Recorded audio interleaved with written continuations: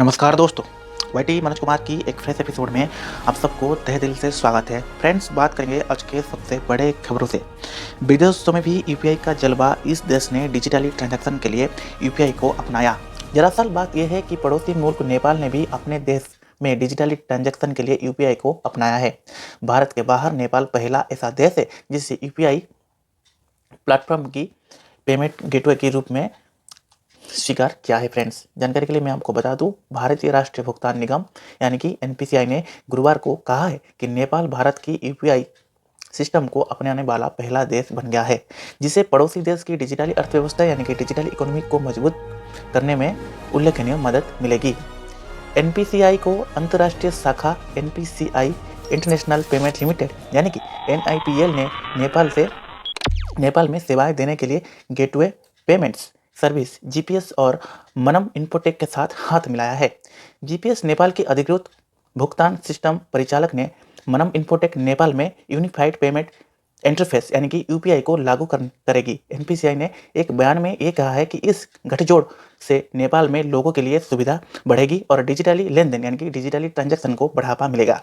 और एक जानकारी के लिए इन्फॉर्मेशन मैं आपको बता दूं, बयान के मुताबिक नेपाल भारत की बाहर पहला देश होगी जिसे नगद लेनदेन की डिजिटलीकरण के बढ़ावा देने वाले भुगतान मंच के रूप में यूपीआई को अपनाया है। जीपीएस की मुख्य कार्यपालक अधिकारी राजेश प्रसाद मंदर ने कहा है कि यूपीआई सेवा ने भारत में डिजिटली भुगतान के मामले में अत्यधिक सकारात्मक प्रभाव डाला है।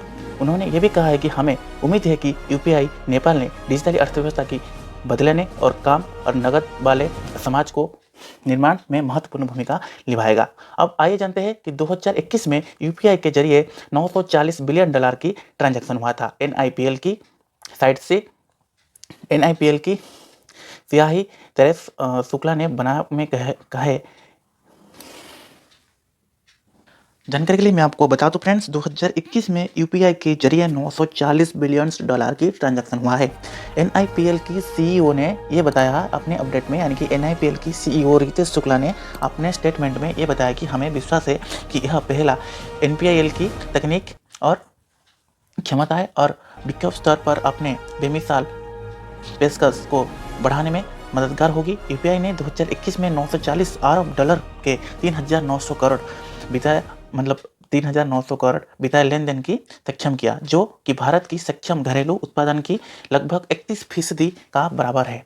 अब आइए जानते हैं कि यूपीआई क्या है। यूपीआई एक बैंकिंग सिस्टम है। इसकी मदद से पेमेंट आप पर पैसे की लेनदेन किया जा सकता है। यूपीआई की मदद से आप कहीं पर भी कोई भी अकाउंट पर पैसा ट्रांजैक्शन कर सकते हैं। यूपीआई की मदद से पेमेंट के अलावा भी कई और काम किया जा सकता है। वर्तमान की यदि मैं बात करूँ, आप BHIM भीम, फोनपे, गूगल पे, मोबीक्विक, पेटीएम जैसे कई एप्लीकेशन की मदद से यूपीआई की इस्तेमाल कर सकते हैं।